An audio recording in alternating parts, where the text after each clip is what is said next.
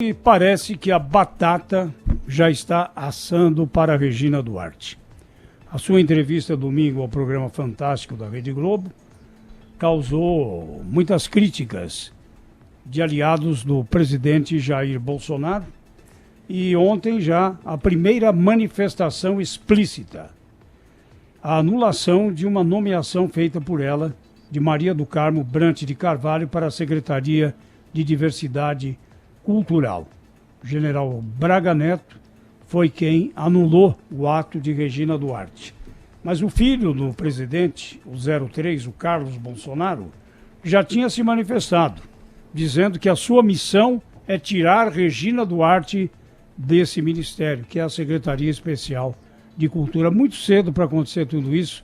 A Regina Duarte pensou durante muitos dias, não respondeu de imediato ao convite que recebeu e, pelo visto, ela deveria ter pensado um pouco mais em todas as consequências de assumir esse cargo tão polêmico.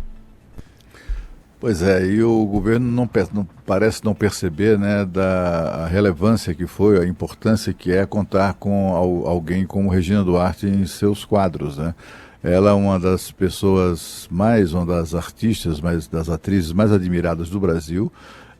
É também muito conhecido no mundo inteiro. Eu não conheço, não me lembro de nenhum ator ou atriz brasileiros que tenham essa relevância obtida através da televisão, né? Não é uma coisa de Hollywood, não é pela via do cinema, é pela via da televisão, com as novelas, etc. Popularíssima em vários continentes, na Ásia, na África, na Europa, enfim, nos Estados Unidos, é muito conhecida e pega bem para o governo ter Regina Duarte como secretária de Cultura. É uma estupidez, mais uma, da filharada aí do presidente da República. É preciso ter muita...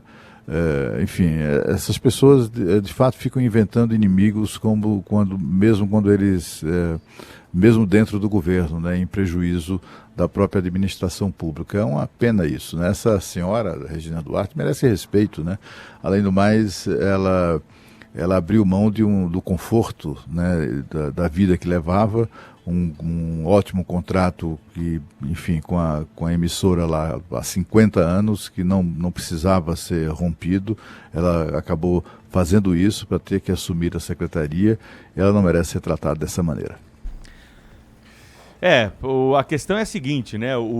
A gente já sabe como é o modus operandi aí do governo. É assim, o Sérgio Moro lá no começo não quis nomear uma integrante lá para o seu segundo escalão do ministério e teve que recuar depois de uma exigência do presidente da República. A carta branca não é tão branquinha como se pensa e como se fala, né? E assim, aí é uma questão de também hierarquia. O presidente da República tem a prerrogativa de escolher os seus ministros e também de vetar ou não um ou outro escolhido. A característica desse presidente da República é não dar carta branca para os seus ministros. Quando você quer fazer uma indicação... E ela lembrou disso ela lembrou disso quando tomou posse. Exato. O problema foi explicitar. Aí explicitou no discurso e aí foi retrucada pelo próprio presidente. Disse, olha, não é bem assim, hein? Toda a indicação passa por mim. Mas Pedro, ele próprio diz isso, né? Ele repete isso. É isso que eu estou dizendo. Eu dou carta branca aos ministros. Não dá coisa nenhuma, né? As claras... Isso não existe, até porque isso não existe mesmo. Não, eu estou dizendo o seguinte, a gente sabe que ele interfere quando é estimulado por algum grupo que o apoia, por algum setor, né, que faz uma pressão, ele interfere, né? Você vê, por exemplo, para comparar com o antecessor, o Michel Temer deixava o ministro fazer as suas escolhas, havia lá uma composição política... não havia uma interferência direta. O Jair Bolsonaro tem esse estilo. Então, quem vai ser ministro do Jair Bolsonaro presume que terá essa interferência na hora das suas escolhas das ações e dos nomes a serem chamados. Mas o que é inaceitável mesmo é a interferência. Novamente, o filho do vereador lá está se metendo no governo do pai, né? Isso é que não pode. Ele não é funcionário público federal, não integra o governo, não tem mas é assim, Cláudio, prerrogativa funcional. Sim, mas sabe, esse governo vai ser dá, assim, não tem jeito. Mas não dá para aceitar isso, né? O que se espera num momento como esse é que o pai deu uma enquadrada no filhote rebelde ali, né? O mal educado. porque, afinal de contas, não, sabe, trata-se da gestão dele, do governo dele. Não é a conveniência o que deve contar não é a conveniência, nem muito menos as predileções ou preconceitos do filho. Eu acho compreensível que um presidente da República, um governador de estado, um prefeito, seja lá quem for, vete determinadas indicações. Chame seu ministro, seu secretário e diga, olha, pense 2 vezes, tem essa questão que você não avaliou, tem uma informação à nossa disposição aqui que você não conhecia. Eu acho que esse debate, ele é bem-vindo. Afinal de contas, quem foi eleito foi o presidente Jair Bolsonaro, foi o prefeito tal, o governador X, e não o secretário ou o ministro.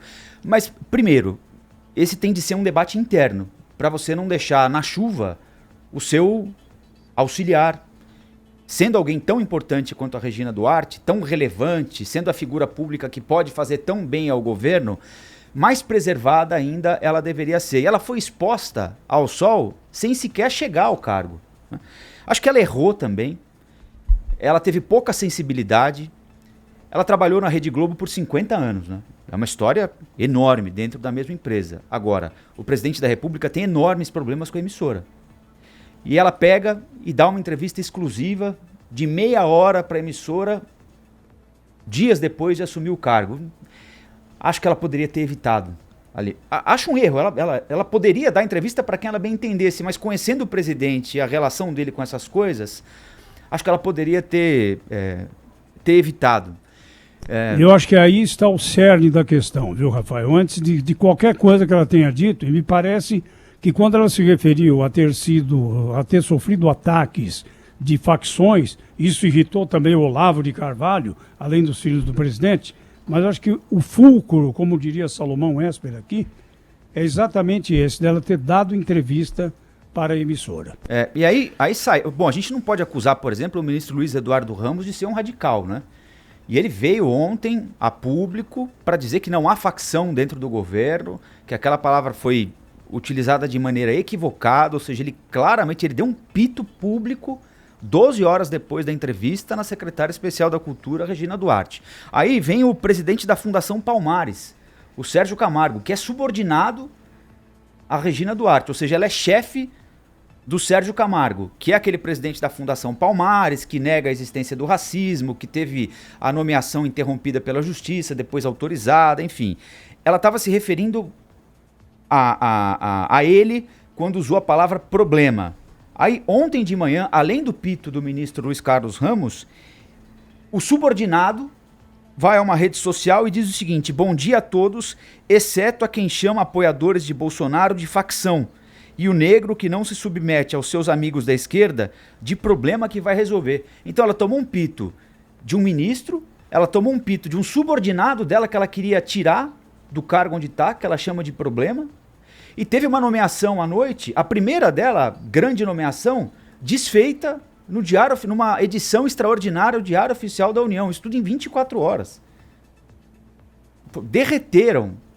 Não que isso comprometa o futuro, definitivamente o futuro dela no governo. Agora, derreteram a autoridade da Regina Duarte, mas assim, em 24 horas. O que ela tinha de autoridade foi embora, né? Agora, essa coisa da entrevista também é assim, se essa foi a motivação, é a pior delas, né? Porque no discurso de posse, ela até falou isso, falou que estava chegando para promover a aproximação, a concórdia, eu acho que ela usou a expressão pacificação, etc. A entrevista que ela dá à emissora que a acolheu durante 50 anos, eu acho que é um exagero considerar isso um pecado mortal. Acho, puxa vida, todo dia, toda semana a gente vê aí na TV a cabo do mesmo grupo, integrantes do governo, até da família Bolsonaro, dando entrevista à torta e à direito. E daí? Será que eles consideram a TV aberta diferente ou uma orientação diferente da TV da TV a cabo lá do mesmo grupo? Olha, eu acho que não, viu? Acho que, meu Deus, é tanta insanidade, né, quando se trata dessas questões e interferências indevidas. A coisa que mais incomoda mesmo é a interferência externa, sobretudo de filhos do presidente na gestão do governo. Enfim, já melou essa indicação da Regina Duarte. Agora vamos ver quanto tempo ela vai suportar ainda.